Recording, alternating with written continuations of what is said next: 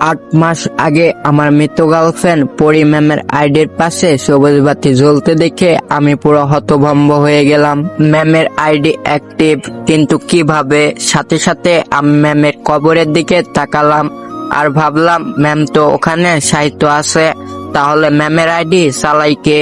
তাই অনেক ভাবনা নিয়ে ম্যামের আইডিতে SMS করলাম, আসসালামু আলাইকুম। কিছুক্ষণ পরেই দেখি রিপ্লাই আসলো, লেখা ভেসে উঠলো, ওয়ালাইকুম আসসালাম, কে আপনি? আমি বললাম, আমি যেই হই না কেন আপনি কে? আর এই আইডির মানুষ তো 8 মাস আগে মারা গেছে। একটু পর আবার রিপ্লাই আসলো, আপনি কি তাকে চিনেন? আমি বললাম, হ্যাঁ চিনি, কারণ উনি আমার সবকিছু ছিল, আমার স্বপ্ন ছিলেন, আমার পুরো দুনিয়া ছিলেন। She was my life. তো এভরিওয়ান, তোমরা কিছু বুঝতেছো না তো? চলো তোমাদেরকে ফ্ল্যাশব্যাকে নিয়ে যাই। আজ থেকে 8 মাস আগে ফেক আইডি থেকে আমার কলেজের ম্যাডামকে আই লাভ ইউ লিখে তড়িঘড়ি করে আইডিটা লগ আউট করে দিলাম। এখন অনেকটা ভয় লাগছে, যদি ম্যাডাম জানতে পারে তাহলে একটা মায়েরও মাটিতে পড়বে না, কারণ ম্যাডাম অনেক রাগী, কিন্তু ম্যামকে আমার অনেক ভালো লাগে। প্রথম দেখাতে ওনার প্রতি 3 কেজি ক্রাশ খেয়ে বসে আছি। যাই হোক, আপনাদের পরিচয় দিয়ে নি, আমি রাকিব, এবার অনার্সে ভর্তি হয়েছি। বগুড়া আজিজুল হক কলেজে পড়াশোনার পাশাপাশি টুকটাক কবিতা লিখতে ভালোবাসি, কিন্তু একটু দুষ্টু আর চঞ্চল স্বভাবের আমি। আর যাকে প্রপোজ করলাম ওনার নাম পরি, নাম যেমন পরি দেখতেও তেমন পরির মতো। আমি মূলত কলেজে প্রতিদিনই যাই ম্যামকে দেখতে।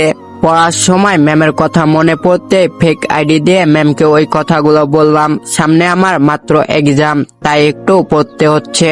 পড়াশোনা শেষ করে ঘুমিয়ে পড়লাম। সকালে আম্মুর ডাকে ঘুম ভাঙলো। আম্মু বলল, এই রাকিব ওঠ বলছি, না হলে পানি এনে বিছানায় ঢেলে দিব। আমি বললাম, আম্মু দাঁড়াও না, আর একটু ঘুমাই, খুব সুন্দর স্বপ্ন দেখছি। আম্মু বলল, দাঁড়া, তোর স্বপ্ন আমি বের করছি। এক্সাম দিতে যাবি কখন বলে আম্মু ঝাড়ু থেরাপি দিতে লাগলো। আমি তখনই উঠে এক দৌড়ে ওয়াশরুমে চলে গেলাম। আম্মুর গলায় রাগ থাকলেও মায়া বেশি, মাথায় তখন একটা আতঙ্ক ঘুরছে, পরি ম্যাম আমার ফেক আইডির সে আই লাভ ইউ মেসেজটা দেখছে কিনা। যাই হোক, ফ্রেশ হয়ে এসে নাস্তা খেয়ে নিলাম। কলেজে যেতে ইচ্ছা করছিল না, কিন্তু একটাই টান, পরি ম্যাম আর বোরিং এক্সাম, তাই রেডি হয়ে কলেজের উদ্দেশ্যে রওনা দিলাম। কলেজে পৌঁছে এক্সাম হলে ঢুকতে বুকের ভিতর ভয় দ্বিগুণ বেড়ে গেল। পরি ম্যাম এসেছেন। আগে টিচার রুমে বসে কি যেন দেখছিলেন, চোখ মুখ গম্ভীর, কিন্তু আমার চোখে ঠিক যেন একটা জ্যোতির মতো লাগলো। এই চোখ দিয়েই আমাকে ঘায়েল করে দিতে পারে। হঠাৎ ম্যাম আমার দিকে তাকাতে আমি তড়িঘড়ি করে মাথা নিচু করে ফেললাম। মনে হচ্ছিল যেন চোখ দিয়ে আমার অপরাধ বের করে ফেলবেন। এক্সাম চলছিল, অথচ আমার খাতা সাদা, মন ভর্তি শুধু পরি ম্যামের মুখ আর গত রাতের সেই SMS এর ভাবনা। ম্যাম কি আমাকে চিনতে পারবে? হঠাৎ ম্যাম আমার কাছে এসে বলল, কি ব্যাপার, তুমি লিখছো না কেন? ম্যামের কথাই থতমত খেয়ে বললাম, আসলে ম্যাম কিছু মনে পড়ছে না তো। ম্যাম বলল, টেনশন করো না, ভেবে চিন্তে উত্তর দাও। আমি বললাম, ওকে ম্যাম। এক্সাম শেষে সবাই বেরিয়ে গেল, আমি একটু ধীরে ধীরে ম্যাডামের পিছনে গেলাম। ম্যাম আজকেও শাড়ি পরে এসেছে, মনে হয় আমাকে মেরেই তবে থামবে। যাই হোক, আরো কিছুক্ষণ ক্যাম্পাসে থেকে বাসায় চলে আসলাম। রাতে খাওয়া দাওয়ার পর মোবাইল হাতে নিয়ে ফেক আইডিটা লগ ইন করলাম। তারপরে ইনবক্সে ঢুকে দেখলাম এখনো মেসেজ সিন করেনি। বুকে হালকা আশা আর ভয় দুটোই ঢেউর মতো খেলে গেল। না, হয়তো মেসেজটা দেখেনি, কিন্তু যদি পরে দেখে ফেলেন। আমি একবার ভাবলাম আইডিটা ডিলিট করে দিই, কিন্তু তখনই আবার মনে হলো, না, যদি কোনো একদিন অলৌকিকভাবে ম্যাম মেসেজটা দেখে, তাই আর আইডিটা ডিলিট করলাম না। পরের দিন সেভাবেই আবার এক্সাম দিতে গেলাম। এভাবে এক্সামের ঝামেলা 7 দিন পার হয়ে গেল। আইডিতে 7 দিন ঢুকিনি। পরীক্ষা শেষ দিনে পরীক্ষা দিয়ে এসে বাসায় ফিরে ক্লান্ত হয়ে শুয়ে পড়লাম। ঘুম থেকে উঠে সন্ধ্যা হয়ে গেছে, তাই আবার গোসল করে নিলাম। গোসল করে একেবারে রাতের খাবার খেয়ে আসলাম।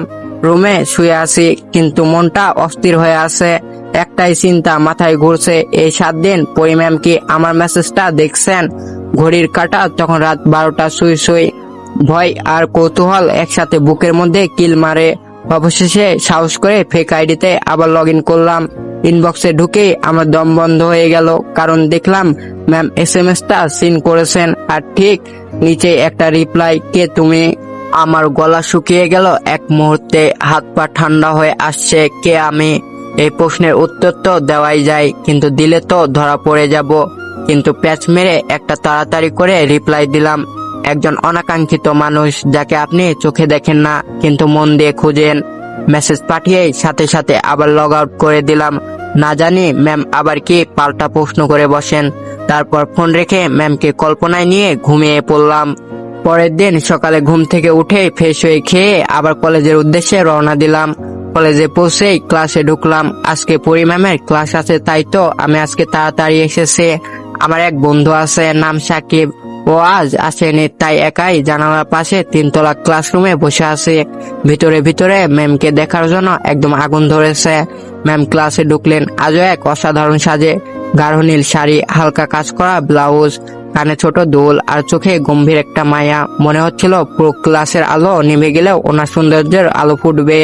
আমি জানালার পাশে বেঞ্চে বসে চুপি চুপি একটা কবিতা লিখলাম।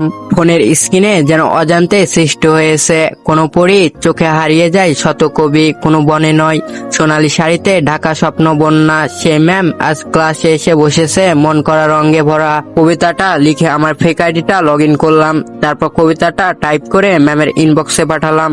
তারপর সাথে সাথেই আবার লগ আউট করে দিলাম। ম্যাম পড়ছেন আর মাঝে মাঝে মোবাইল স্ক্রিনে তাকাচ্ছেন।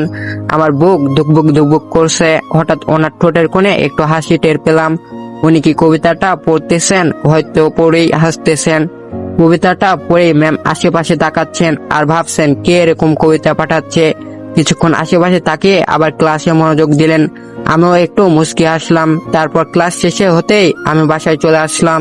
বাসায় আসতে আম্মু বলল, কিরে ক্লাস কেমন লাগছে? কিছুই তো জানালি না। আমি বললাম, অনেক ভালো আম্মু। আম্মু বলল, কিরে প্রেমে টেমে পড়েছিস নাকি? আমি আম্মুর কথা শুনে কাঁদতে লাগলাম। কোনোরকম নিজেকে সামলিয়ে বললাম, আম্মু কি বলো এগুলো? বলেই আমি উপরে চলে গেলাম। আম্মু জোরে বলল, কেউ থাকলে জানাতে পারিস।